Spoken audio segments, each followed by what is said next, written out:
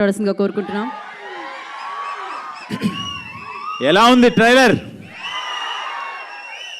ఓం నమ శివాయ. Thank you so much darlings, మీ ముగ్గురికి నా లైఫ్ అంతా రుణపడి ఉంటా. పిలవంగానే వచ్చారు. ఇందాడ మా డైలింగ్ అనిల్ గారు చెప్పినట్టు నేను ఎప్పుడు మీరు ఇంక సూపర్ అబ్బా, మీరు సూపర్ అబ్బా, మీ నెంబర్లు నా దగ్గర లేదు కదబ్బా, అందుకే వీళ్ళ గురించి చెప్తున్నానబ్బా. అంటే నేను ఏది చేసినా కూడా అన్నయ్య ఓంకారానికి చెప్తాను. అలాగే తర్వాత డైరెక్టర్స్లో నాకు first closest friend Anil Ravipudi గారు. నేను ఎప్పుడు ఏది చేసినా చూపిస్తాను అని చెప్పినట్టు చెప్పంగానే డార్లింగ్ ఒక్క మెసేజ్ చేయి, నేను వస్తా, నువ్వు అసలు అడగద్దు. నేను ఈ మధ్యన అన్ని ఈవెంట్లకి వెళ్తున్నాను, అయినా నీ మాట నేను కాదన్నాను, నువ్వు అడిగితే నేను వచ్చేస్తాను అంతే అన్నాడు. నిజంగా thank you so much darling, అడగంగానే పిలవంగానే వచ్చినందుకు. Love you so much. And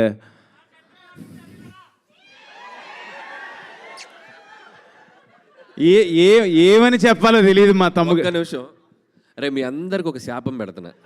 ఏంటో తెలుసా?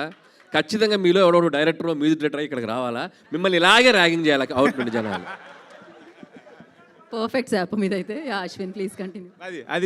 అది శాపమా డార్లింగ్ వాళ్ళకి? My darling, my brother, my partner, నాకు చాలా చాలా ఇష్టం. ఒక్క మాట చెప్పాలి తమ్మన్ డార్లింగ్ గురించి. నాకు ఒక 10-12 ఇయర్స్ నుంచి తెలుసు. మేము ఇద్దరం క్రికెట్ ఆడేవాళ్ళం, ఓపెనింగ్ బాగా ఆడుతూ ఉండేవాళ్ళం. అప్పుడు తమన్ డార్లింగే నాకు. బట్ ఇప్పుడు తమన్ గారు అనే పొజిషన్కి వెళ్ళిపోయాడు, ఎక్కడికో వెళ్ళిపోయాడు, పాన్ ఇండియన్ మ్యూజిక్ డైరెక్టర్ అయిపోయాడు. అబద్ధాలు ఆడుతున్నాడు వీడు, అసలు నచ్చేవాడు కాదు. నేను ఆడుతుంటే నా కోసం తమన్ వస్తున్నాడు, ఈరోజు ఆడుతున్నాడు ఆపోనెంట్ టీంలో అంటే ఇంకో టీంలో అడుక్కుని వచ్చేవాడు. వాడు బౌలింగ్ లో నేను కొట్టాలి అని అలా స్టార్ట్ అయింది. యాక్చువల్ గొడవలు నా గురించి ఆ గొడవల్లో స్టార్ట్ అయింది. అసలు బాల్ పట్టలేం, వీడు కొడితే లేదు, ఒకటికి ఫ్రాక్చర్ అయ్యో ఒక అంబులెన్స్ రెడీగా పెడతాం, ఎక్కడో ఏదో అంబులెన్స్ ఏదో కార్ అయినా రెడీగా పెడతాం, అలా కొడతాడు కావాలని. మరీ ఉండు మీరు ఆ డైలాగ్ విన్నాం, మామూలు ఆటగాడు కాదు. వద్దు శివం భజే, పెద్దగా మాట్లాడదలుచుకోలే. ఆట వేరయ్యా, ఆపండి. ప్లాన్ చేసి వస్తాడు. క్రిక్ హీరోస్లో మరీ అదేంటిది నోటిఫికేషన్ చూసి మరీ వస్తాడు. సో కొంచెం వద్దురా నన్ను చెప్పనే రా రే. సరే చెప్పు. మాట్లాడినప్పుడు నేనేం మాట్లాడలేదు, ఒక్క నిమిషం. లాస్ట్ డైలాగ్ అర్థం కాలే, పర్వాలేదు ఏదో అన్నావు, ఓకే. గ్రీజు దగ్గర గుంటతో అవుతానంట, మళ్ళీ ఏదో వేరేలాగా అనిపిస్తుంది. చెప్పు. లేదు అంటే మేము డార్లింగ్ అవును పడతాడు ఫైనాన్షియల్ డిస్ట్రిక్ట్లో నీళ్ళు కూడా వచ్చింది తవ్వి. లేదు అంటే జోక్స్ ఏ పార్ట్ అది. కానీ నాకు 10 years బ్యాక్ ఉన్నప్పుడు తమన్ డార్లింగ్ ఇప్పుడున్న పొజిషన్ తను నిజంగా పాన్ ఇండియన్ మ్యూజిక్ డైరెక్టర్ అయిపోయాడు. ఇప్పుడు బేబీ జాన్, ఓజీ, అంటే తన హార్డ్ వర్క్, తను ఏంటి, ఎలా ఉండేవాడు, ఏంటి, ఎలా తను ఏం నమ్ముకున్నాడు, ఈ స్థాయికి ఎలా వచ్చాడో నాకు దగ్గరుండి నేను చూశాను. వాడికి దిష్టి తగలకూడదు, 100% తగలదు. ఇంకా పెద్ద పొజిషన్కి వెళ్ళాలి. ఒక నిమిషం ఉండరా రే, ఇంకా మంచి పొజిషన్కి వెళ్ళాలి. ఈ పొజిషన్లో ఉండి కూడా నేను తమన్ గారు అని అనలేను, ఎందుకంటే నాకు అంత క్లోజ్, నాకు చాలా చాలా ఇష్టం. My lovely darling. వాడు అన్నా నాకు చిరాకు వస్తుంది, తట్టుకోలేవు. వీడు యాక్టింగ్ గ్రౌండ్లో కూడా ఎందుకంటే. Love you darling. పిలవంగానే వచ్చావు, రాత్రి 2:30 వరకు షూటింగ్లో ఉన్నాడు, అయినా పొద్దున్నే నేను చెప్పంగానే వచ్చావు. Love you darling, thank you so much. And మన మాస్కా దాస్, ఇండస్ట్రీ మాస్కా దాస్. డార్లింగ్ కాదు, నాకు ఉన్న ఒపీనియన్ చెప్పాలి. మాస్కా దాస్ అనేది ఆ క్యాప్షన్ సూపరు. బట్ డార్లింగ్ నీకున్న డేరింగ్ అండ్ డాషింగ్ ఇప్పుడున్న యంగ్ జనరేషన్లో ఎవరికి లేదు డార్లింగ్. నిజంగా అంటే ఇక్కడ ఏది అనిపిస్తే అది మాట్లాడతాడు, ఏది అనిపిస్తే అది చేస్తాడు. అబ్బా ఇదైతే సూపర్. నువ్వు నీకున్న బెస్ట్ క్వాలిటీ అది. అంటే అలా ఎలా మాట్లాడేస్తున్నాడు తను, ఏదని అదే అంటే నువ్వు తీసుకున్న డెసిషన్స్. ఇప్పుడు మాట్లాడిన తర్వాత ఉండి ఒక నిమిషం. అంటే రేపు నువ్వు చేయబోతున్న లైలా అసలు అంటే ఆ డేరింగ్ అది, అంటే చాలా ఆలోచించాలి అది చేయాలనేది. నిజంగా సూపర్ డార్లింగ్. నేను పిలవంగానే వచ్చినందుకు, Thank you అన్న. మీకు షూట్ ఉందన్నావు, అయినా మధ్యాహ్నం నుంచి పెట్టుకుంటానన్నావు, నా కోసం వచ్చినందుకు really thank you so much. Yeah, and మా క్రూ గురించి వస్తే, ఈ శివం బజే అనే సినిమా నా దగ్గరికి వచ్చింది అప్పుడు నాకు ఫస్ట్ మహేశ్వర్ రెడ్డి గారు ప్రొడ్యూసర్ గారు తీసుకొచ్చారు ఈ కథని. సార్ పాయింట్ వినంగానే నాకు చాలా యూనిక్ కాన్సెప్ట్ ఇది, మీకు అది ఆ కాన్సెప్ట్ మీరు సినిమా చూసినప్పుడు మీరు అనుకుంటారు చాలా బెస్ట్ కాన్సెప్ట్ అని. ఆ పాయింట్ తీసినప్పుడు ఎవరు ఏంటి డైరెక్టర్ అనగానే ఒక అప్సర్ అని చెప్పారు. అప్సర్ అనగానే నేను అసలు ఇదేంటిది బీయింగ్ ఏ ఒక కమ్ అంటే ఒక ముస్లింగా ఈ కథ ఎలా రాశారు మీరు ఇది అని అడిగాను. ఐఎమ్ నిజంగా రెడ్డి గారు ఒక్కసారి ముందుకు రండి.